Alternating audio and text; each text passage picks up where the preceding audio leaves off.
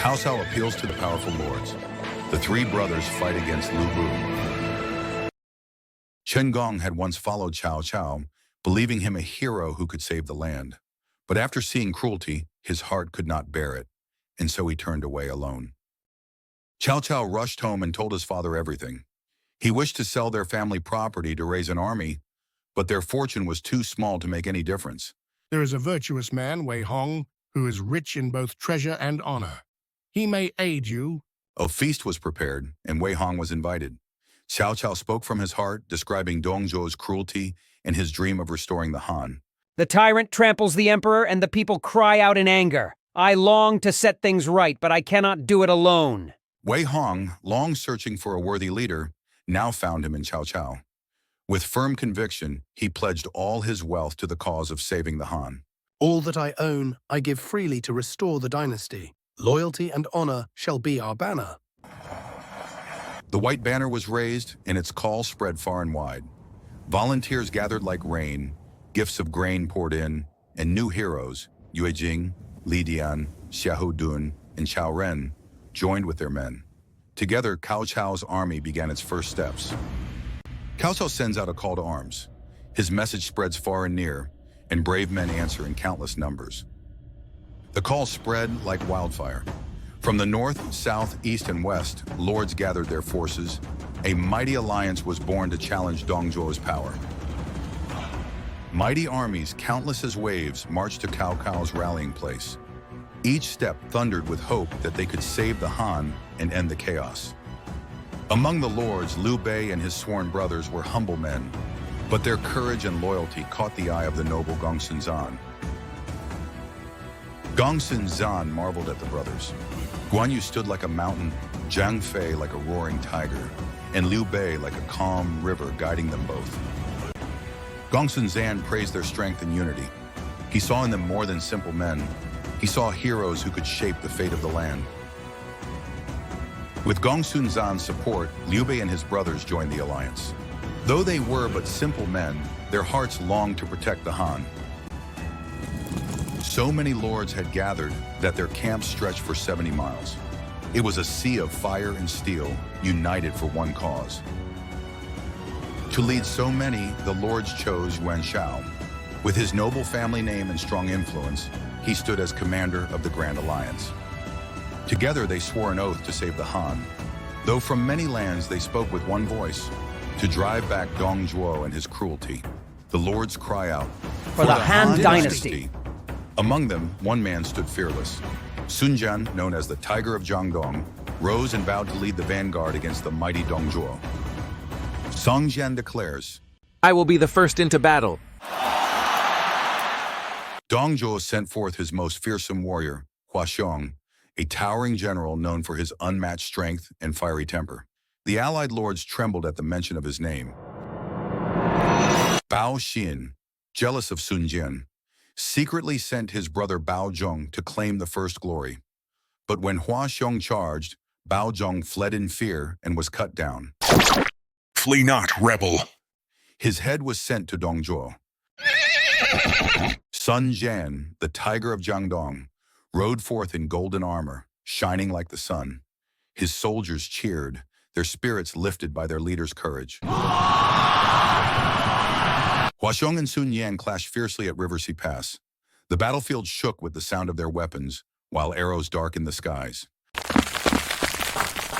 As Sun Jin's men pressed forward, enemy soldiers hurled stones and logs from the cliffs above. Many were struck down, and the riverbanks ran red with blood. Hungry and tired, Sun Jin's army begged for food. But Yuan Shu, jealous of Sun Jin's growing fame, refused to send grain, leaving them to suffer. Soldiers grew weak and gaunt, their armor hanging loosely on their bodies. Yet Sun Jian's spirit remained unbroken, urging them to endure until victory was won. Hua Xiong struck at night, storming Sun Jian's camp with fire and steel. The sudden attack threw the weary soldiers into chaos as tents burned around them. To protect his lord, Zhu Mao took Sun Jin's feathered turban, wearing it as a disguise. He rode out boldly, luring Hua Xiong's men to chase him. Surrounded on all sides, Zhu Mao fought fiercely until his strength gave out. He fell with honor, his sacrifice saving Sun Jian's life.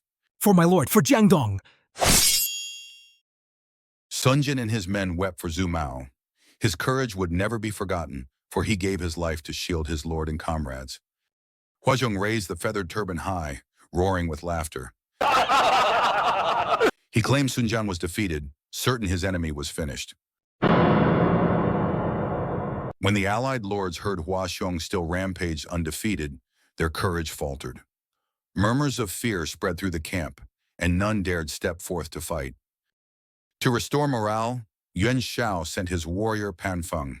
Wielding a mighty axe, he rode out boldly, vowing to bring Huazhong's head back. Huazhong met Pan Feng with a single swing of his blade. The axe shattered, and Pan Feng fell dead. After Pan Feng's swift defeat, silence fell over the allied camp. None dared to face Huazhong, whose ferocity seemed unstoppable. Fear tightened every man's heart. If no one will go, then I shall bring you Huazhong's head. Amid the trembling lords, Guan Yu rose calmly. His long beard flowed, and his eyes shone with determination. Unlike the others, he showed no trace of fear. Have we no leader? How dare an archer speak before us? Drive him out! The lords mocked Guan Yu when they learned he was but a mounted archer. Yuan Shu roared with anger, calling it an insult to send such a man against Huazhong. But Guan Yu's spirit did not waver. If I fail, then take my head. With steady voice and fearless heart, he swore that if he failed against Huazhong, his life would be forfeit. Cao Cao bade that wine be heated for the warrior. Guan Yu refused to drink, promising he would return before it cooled.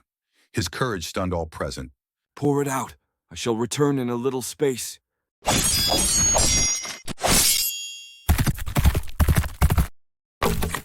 Moments later, Guan Yu returned, Huazhong's head at his feet. The lord sat in stunned silence, for the wine Cao Cao offered was still warm. The allied soldiers erupted in thunderous cheers, chanting Guan Yu's name. Hope returned, and the men once again believed they could defeat Dong Zhuo's mighty army. Fired by Guan Yu's victory, Zhang Fei slammed his spear to the ground and demanded the lords march at once. His fierce voice rang like a war drum. Why wait? Now is the time. Strike Dong Zhuo before he gathers strength. When word of Huazhong's death reached Dong Zhuo, his joy turned to fury. He roared with rage, vowing vengeance, and prepared to unleash his deadliest warrior.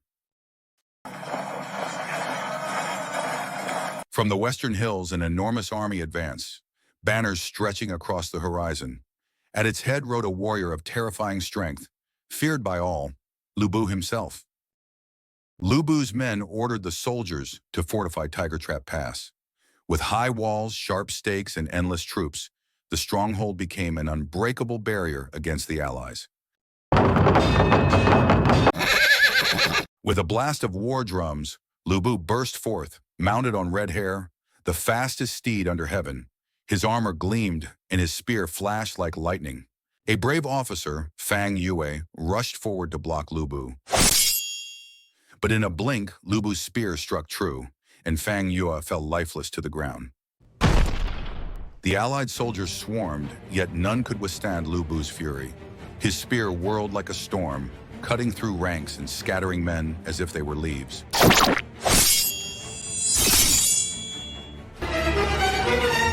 From the walls, the allied lords watched in terror. Liu Bei fought like a demon, unchallenged and unstoppable, and none dared to descend into the field against him. At last, Gong Sunzan spurred his white horse forward. His spear aimed steady. He charged boldly at Liu Bei, determined to halt the chaos raging below. Their spears clashed like thunder, but Liu Bei's power overwhelmed Gong Sunzan. His white horse staggered, and he barely escaped, retreating in shame as Liu Bei roared in triumph. Unable to bear the sight, Zhang Fei leapt forth, bellowing like a thunder god. His spear danced in his hands as he charged directly at Liu Bei. Liu Bei, face Zhang Fei of Yan. The two warriors clashed in a storm of blows, sparks flying as the steel struck steel. The battlefield shook as neither gave an inch in their furious struggle. Seeing his brother locked in deadly combat, Guan Yu charged in, wielding the Green Dragon Crescent Blade.